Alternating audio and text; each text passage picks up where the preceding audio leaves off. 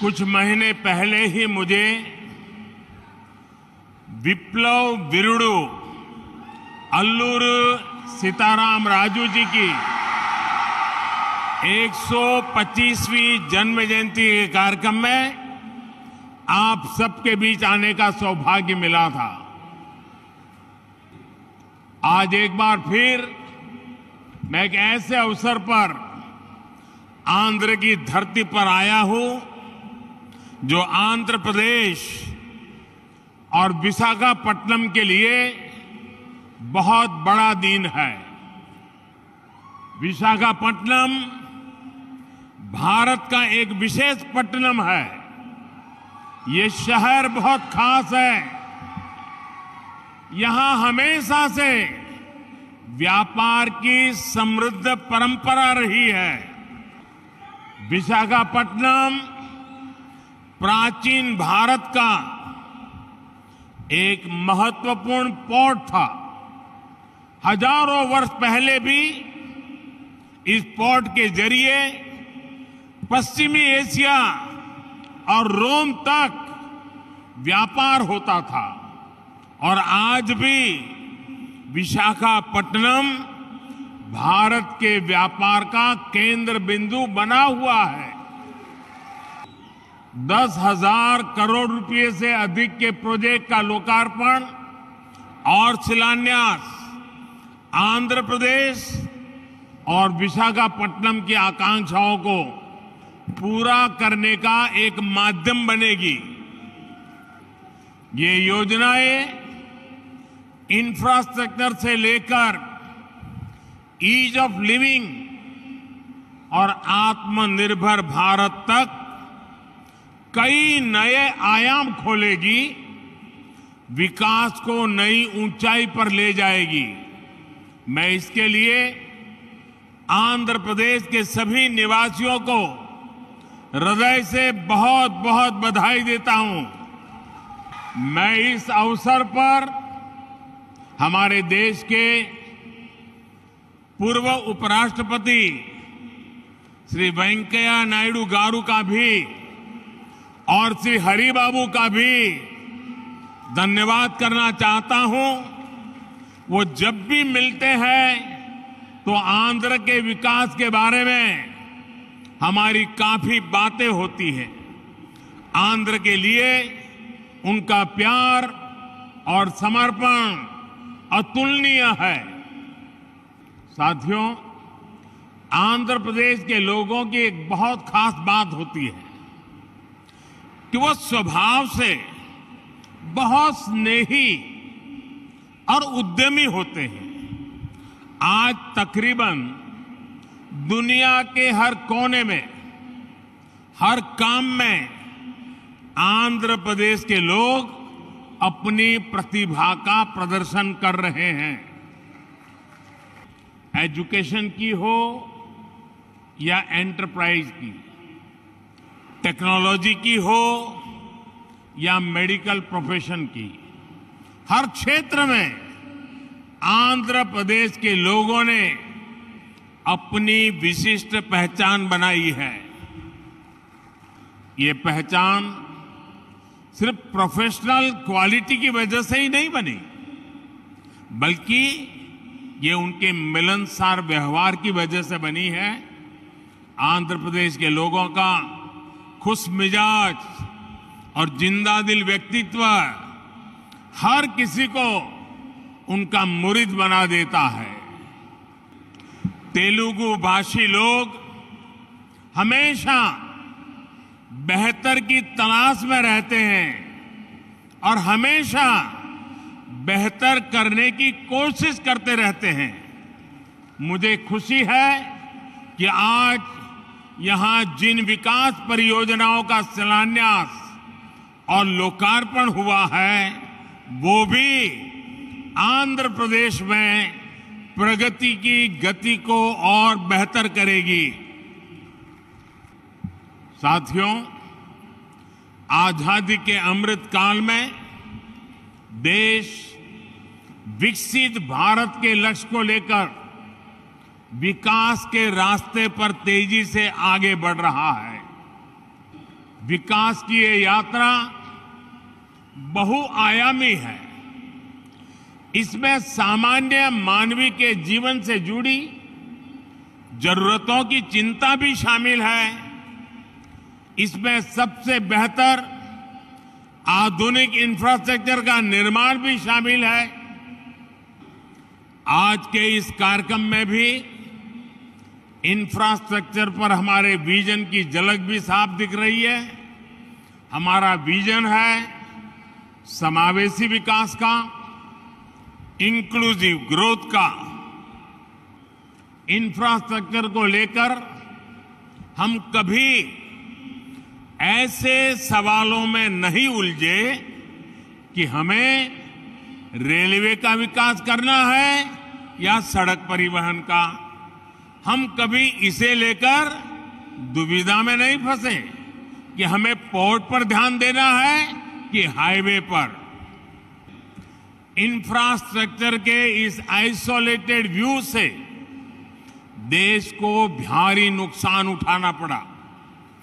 इससे supply chain पर असर पड़ा और लॉजिस्टिक्स का खर्च बढ़ गया।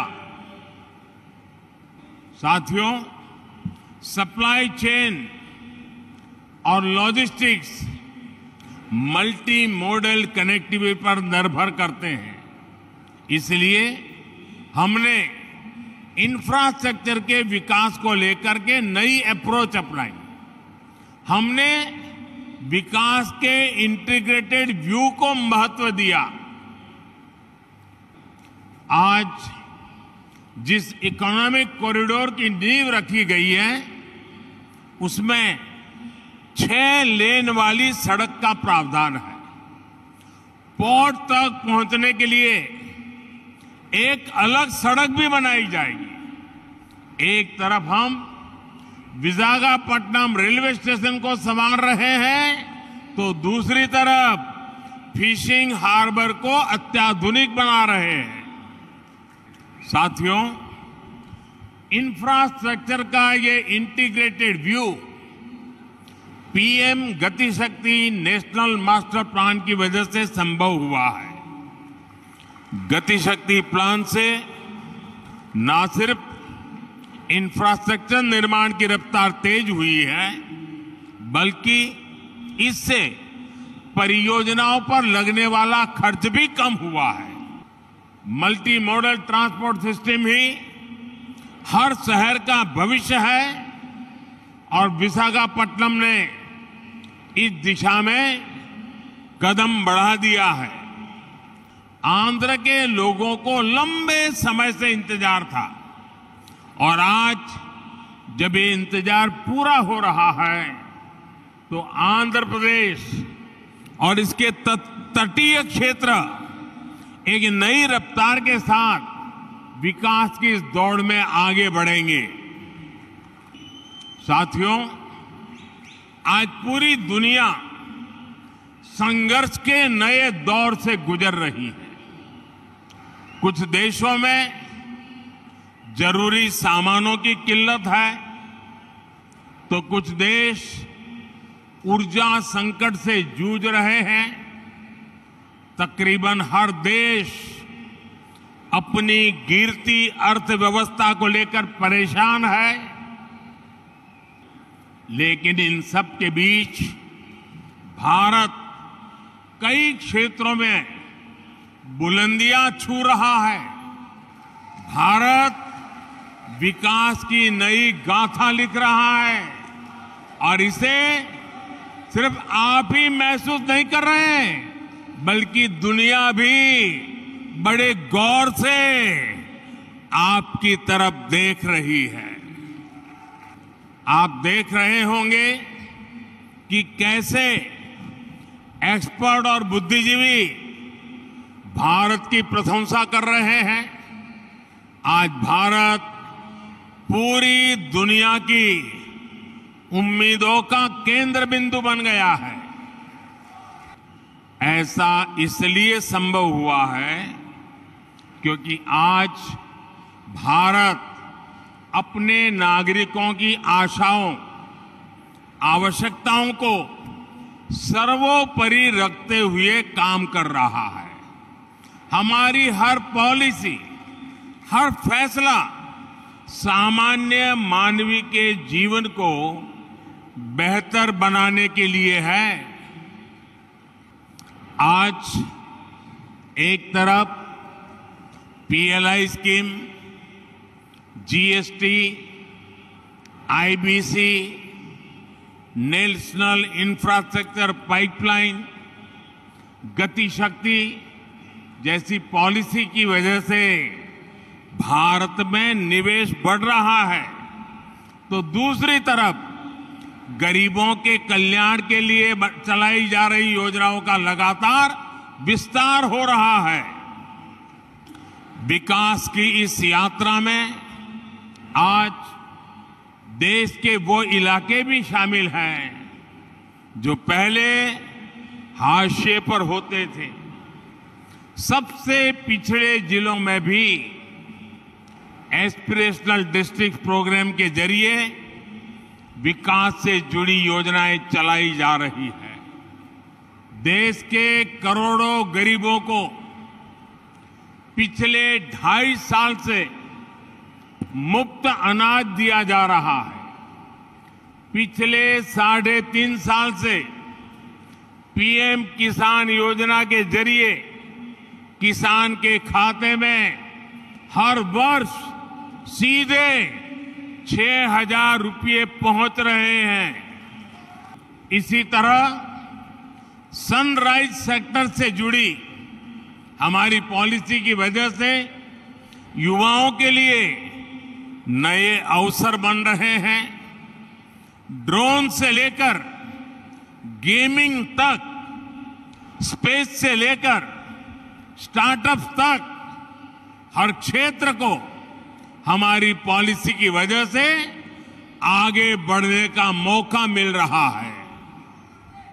साथियों, जब लक्ष्य स्पष्ट होते हैं तो आकाश की ऊंचाइयां हो या समुद्र की गहराइयां, हम अवसरों को तलाश भी लेते हैं और तराश भी लेते हैं। आज आंध्र में मॉडर्न टेक्नोलॉजी के जरिए डीप वाटर एनर्जी को निकालने की शुरुआत इसका एक बड़ा उदाहरण है। और आज देश ब्लू इकोनॉमी से जुड़ी अनंत संभावनाओं को साकार करने के लिए भी बड़े स्तर पर प्रयास कर रहा है। ब्लू इकोनॉमी पहली बार देश की इतनी बड़ी प्राथमिकता बनी है। मत्स्य पालकों के लिए अब किसान क्रेडिट कार्ड ऐसी सुविधा भी उपलब्ध है। आज विशाखापट्टनम फिशिंग हार्बर को आधुनिक बनाने का जो काम शुरू हुआ है, इससे हमारे मछुआरे भाई बहनों का जीवन आसान होगा। जैसे जैसे गरीब की ताकत बढ़ेगी और आधुनिक इंफ्रास्ट्रक्चर से जुड़े अवसरों तक उसकी पहुंच होगी, विकसित भारत का हमारा सपना भी पूरा होगा। साथियों, समुद्र सदियों से भारत के लिए समृद्धि और संपन्नता का स्रोत रहा है और हमारे समुद्र तटों ने इस समृद्धि के लिए गेटवे का काम किया है। आज देश में पोर्ट लेड डेवलपमेंट के लिए जो हजारों करोड़ रुपए की परियोजनाएं चल रही है, भविष्य में उनका और विस्तार होगा। विकास की इस समग्र सोच को आज 21वीं सदी का भारत धरातल पर उतार रहा है।